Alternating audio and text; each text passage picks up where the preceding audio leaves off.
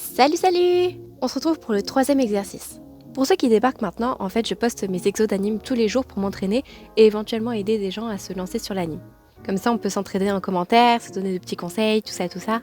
D'ailleurs je ne cesse de me répéter, mais je ne suis pas une pro, même si ça paraît un petit peu évident. Je partage juste mon expérience d'apprentissage d'animation ainsi que des choses que j'ai pu apprendre.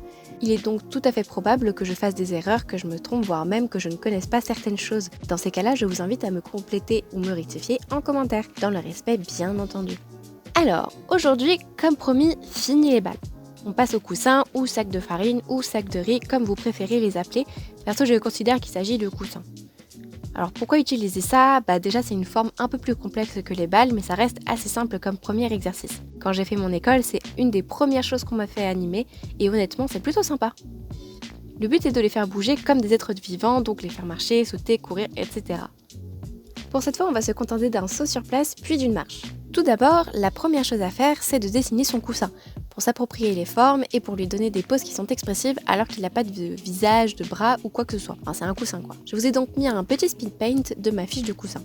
Après ça, je commence par l'exercice de saut. Pour l'instant, ce sera juste un saut sur place comme pour la balle. Donc, je pose ma ligne de sol, pour une fois que j'y pense au début, puis la première image avec le coussin en position neutre, puis une anticipation, donc le moment juste avant qu'il saute. Après, je fais pareil que pour la balle, plus je monte, plus je diminue la distance entre les images. Sur mon coussin, vous voyez qu'il y a des petits bouts qui dépassent sur les coins.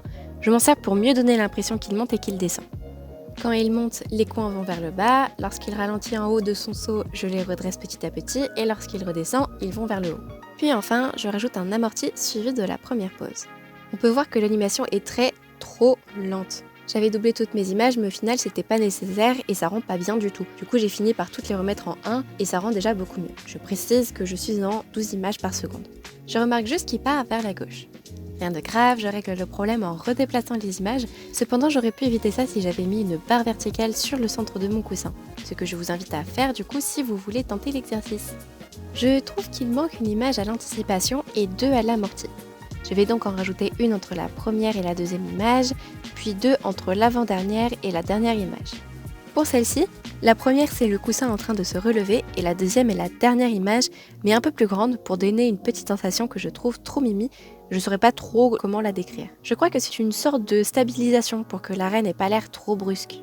Et là, j'ai remarqué un autre problème qui va me hanter pour le reste de mes exos, le out of model, c'est-à-dire que là, mon coussin s'agrandit en sautant et rétrécit en atterrissant, ce qui n'est juste pas possible, et on veut pas ça. C'est donc important de toujours faire attention si son modèle est toujours de la même taille ou non.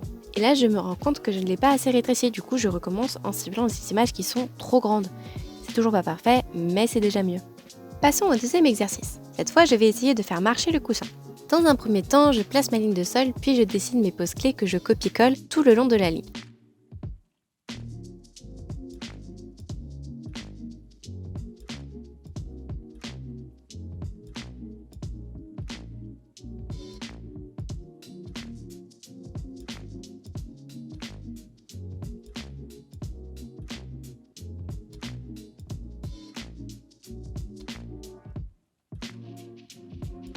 Suite à quoi, j'ajoute les intervalles qui vont venir fluidifier l'animation et les copie-colle les déplaçant à chaque fois.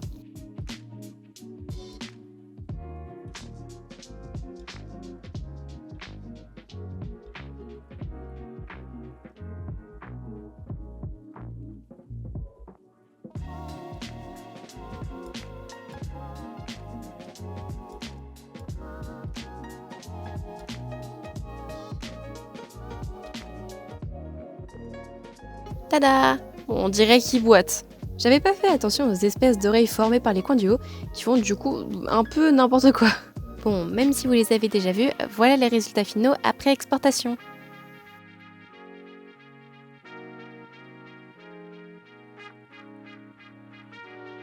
Et voilà à peu près le genre d'exercice que je vais faire les prochains jours, toujours en complexifiant un petit peu plus les actions.